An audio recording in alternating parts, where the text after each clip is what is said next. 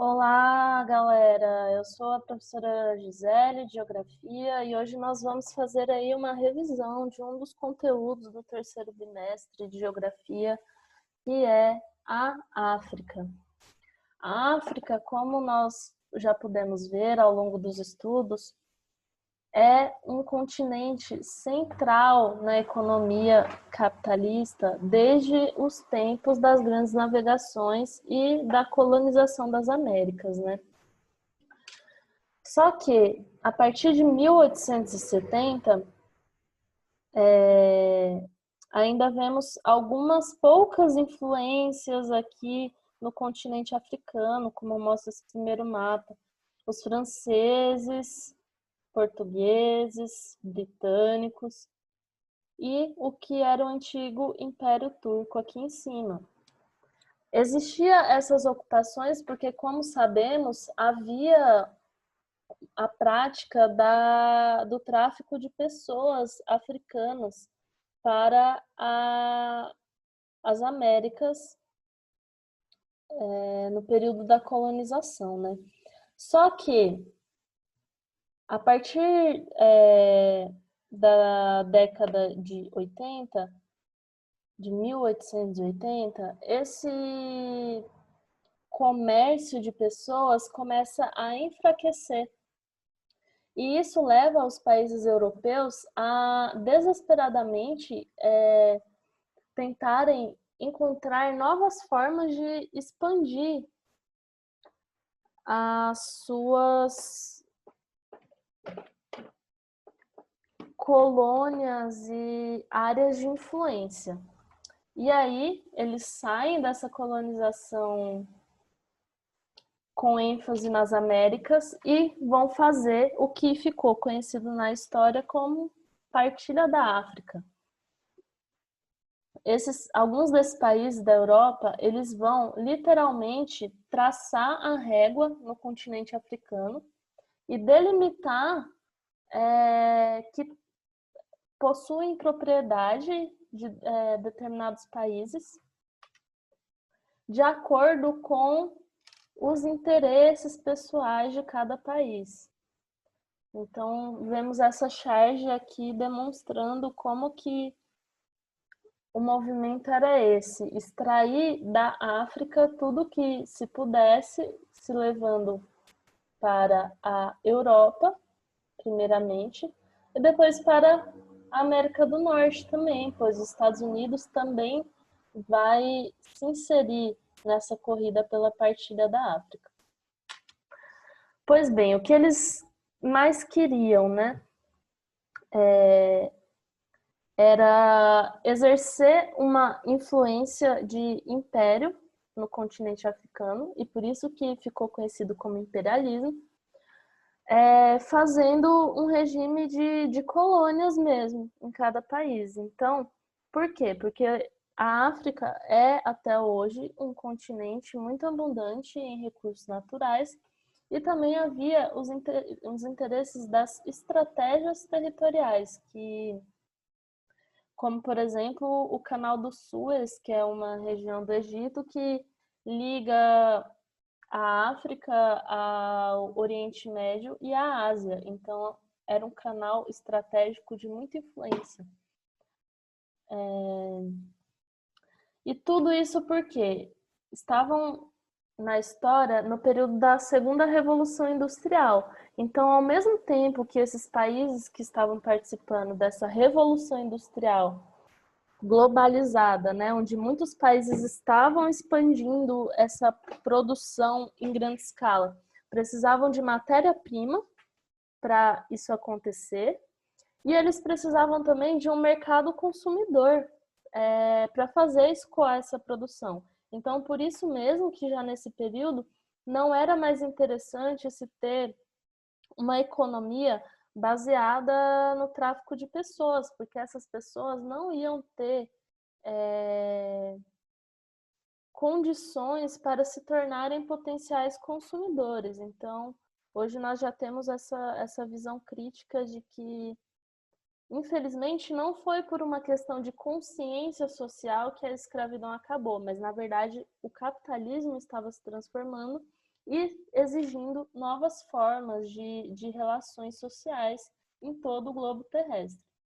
Então, por isso que esse movimento imperialista na África foi chamado de neocolonialismo, porque aquele colonialismo que se estabeleceu na América, nas Américas, já não era mais interessante, aquele neocolonialismo baseado no tráfico de pessoas, e ele se renova, se transforma e muda em boa parte, até certo ponto, de estratégia de lugar, sendo focado na África e na Ásia, que também sofreu os grandes efeitos, sofreram e sofrem esses grandes efeitos do que é o imperialismo e o neocolonialismo.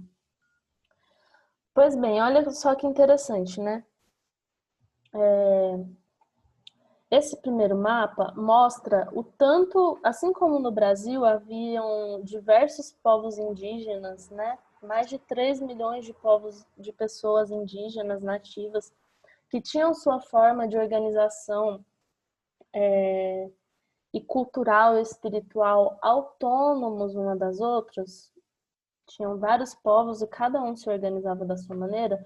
Assim também era na África. Então, olha como existia uma diversidade gigantesca de povos. Essa divisão é feita por etnias, né? Por formas culturais distintas.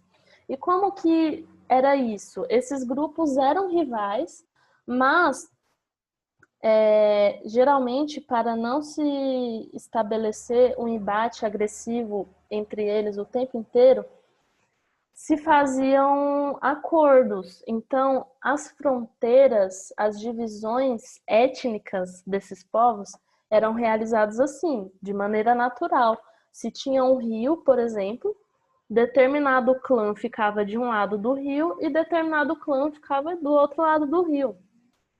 A divisão política e administrativa feita pelos países europeus violenta essa constituição organizacional africana e começa a juntar diversos povos que não eram aliados, e isso começa a fomentar diversas guerras tribais e civis, né, entre as próprias pessoas do continente africano, que possuem uma diversidade étnica muito grande, e que até hoje há muitos países que sofrem com essas guerras. Então, podemos dizer que essa atitude de neocolonial dos europeus violentaram as estruturas organizacionais dos países africanos e causam até hoje diversos massacres e genocídios, né, de povos. Então, até hoje, né, esse desmonte da autonomia organizacional africana mantém diversas guerras civis e disputas étnicas, além de ter desmontado diversas culturas que já não existem mais, diversas línguas foram extintas, porque o país africano, assim como é o Brasil, possui uma grande diversidade de línguas e dialetos de nativos, de pessoas realmente africanas. Então, toda essa atitude neocolonial